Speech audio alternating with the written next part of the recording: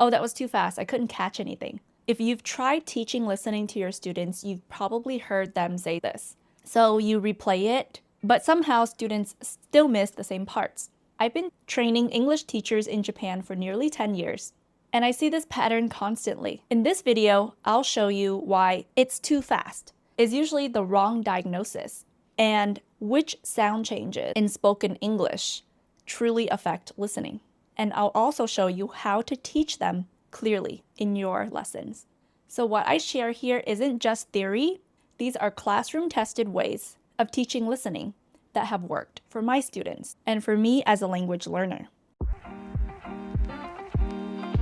So let's start by looking at why it's too fast is usually the wrong explanation. There are two types of problems when it comes to listening. One is a language problem and the other is a listening problem. When students say the audio is too fast, they're not wrong, but speed is not the issue. What's actually happening is this. Students are listening for clear, separated words, but spoken language doesn't really work that way. Most students have heard of linking, but they haven't been taught where it happens or when it happens. So when they hear natural speech, they don't know how to process it in real time. So that's why replaying the audio doesn't really help. It just repeats the same confusion. I want to share a quick story from my Korean learning journey because this was a turning point for me. When I was studying Korean, there were lots of parts that I couldn't catch. I don't remember the exact words, but I clearly remember thinking, okay, why does this word sound like that when it's written like this? And especially with final consonants in Korean, these final consonants would often change a lot or affect the sound that's after it. And then I'd be thinking, wait, what's that word? But when I actually looked at this transcript, the word was something that I knew. So the problem wasn't vocabulary for me. It was that I didn't know how the words were actually pronounced in real speech. At first, this was kind of frustrating. But once I accepted that sound changes were just a normal part of spoken Korean, listening became one of my stronger skills. And I used that to pass topic level 3. And that experience completely changed how I teach listening. These 5 sound changes explain most listening breakdowns we see in classrooms.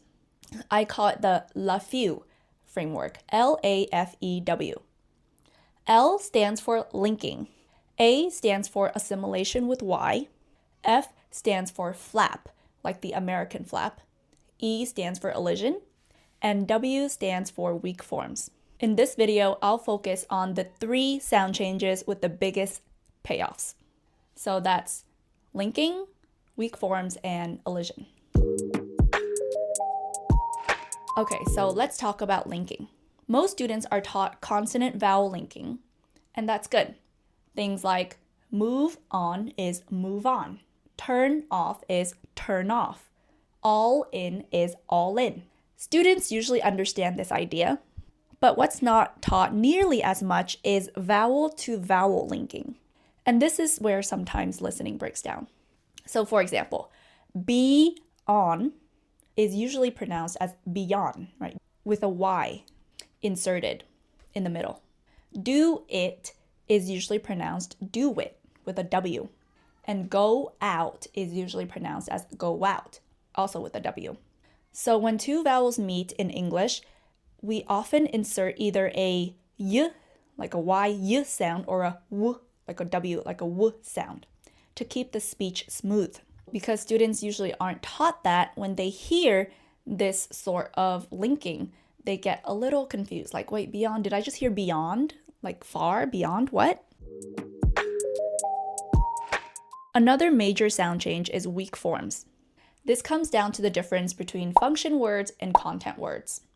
Function words support the sentence, but they're not super important for the meaning, so they usually don't get stressed. Words like prepositions, articles, pronouns. So to, of, for, a, the, we, are, that. Content words, in contrast, are words that carry actual meaning. So nouns, verbs, adjectives, adverbs. These words are usually stressed. In spoken English, because function words are unstressed, they're often pronounced not how they are taught to students. So we teach students that to is pronounced like to, but actually when we actually pronounce them in a sentence, they're actually pronounced with a schwa sound. So instead of I go to the store, it's I go to the store. So to becomes to. Of, again, we teach it as of, but when we say it in a sentence, it becomes of. So again, schwa sound. Of. For becomes fur. A table for four, please becomes a table for four, please. Another major sound change is elision. This is when sounds, most often P, T, D, H, or parts of consonant clusters disappear in natural speech. So for example, next day becomes next day. Just now becomes just now. And then becomes and then. Tell him becomes tell him. Give her becomes giver. Students often listen for every sound they learned in spelling. But in real spoken English, some sounds are dropped on purpose to keep the English more efficient. Once students understand that English deletes sounds when it is spoken, a lot of missing English suddenly makes sense. So up to now, I've explained linking, weak forms, and elision separately. But in real speech, they happen at the same time. So this is why listening can completely fall apart if students don't understand these patterns. You don't need to turn this into a whole pronunciation unit. All you need is 1 or 2 sentences. First, you show the sentence to students and have them read it aloud, the way they think it should sound. My friend and I are planning to go to Japan in August for about 8 days, but I'm already a little worried. Then you read it aloud or play the audio at a natural pace. You can also use AI voice generators to read it out for you. My friend and I are planning to go to Japan in August for about 8 days, but I'm already a little worried. So without knowing about sound changes, the latter version will just be like, whoa, what is happening? And at this point, students might realize, oh, that's not what I expected. And here comes the key step. You rewrite the parts with sound changes as naturally as possible. How it sounds, not how it's spelled. So this does 2 very important things. It makes the sound changes visible for your students. And it also shows students that the difference is systematic and not random. Then you have your students practice reading aloud.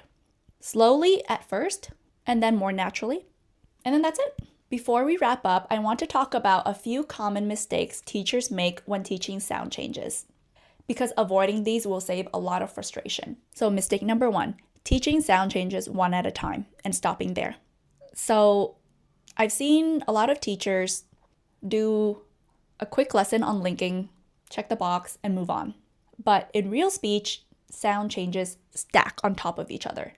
Teach sound changes separately at first, so your students don't get overwhelmed.